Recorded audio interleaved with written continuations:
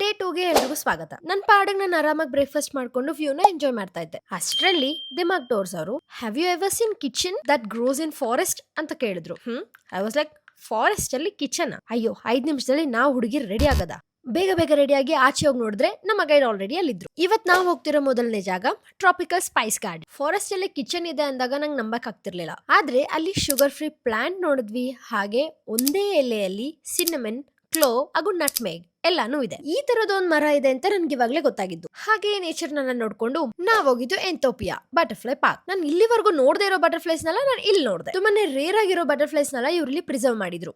ನೀವ್ ನಂಬ್ತೀರಾ, ಈ ಸ್ಪೀಶೀಸ್ ನ ಬೆಲೆ 1,40,000. ಏನ್ ಗೊತ್ತಾ, ಎಲ್ರಿಗೂ ಅವ್ರದೇ ಆದಂತ ಯೂನಿಕ್ನೆಸ್ ಇರುತ್ತೆ. ನಮ್ಮ ಬೆಲೆ ಏನು ಅಂತ ನಮಗ್ ಗೊತ್ತಿದ್ರೆ ಸಾಕು. You will realise you worth more than anything else ಅಂತ. ಅಲ್ಲಿಂದ ನಾವು ಹೊರಟಿದ್ದು ಯುನೆಸ್ಕೋ ರೆಕಗ್ನೈಸ್ ಆಗಿರೋಂತ George Town. Rainbow ice ball ನ ಟ್ರೈ ಮಾಡಿ ಮಸ್ಟ್ ಟ್ರೈ ಟ್ರೀಶೋ ರೈಡ್ ಗೆ ಹೋದೆ.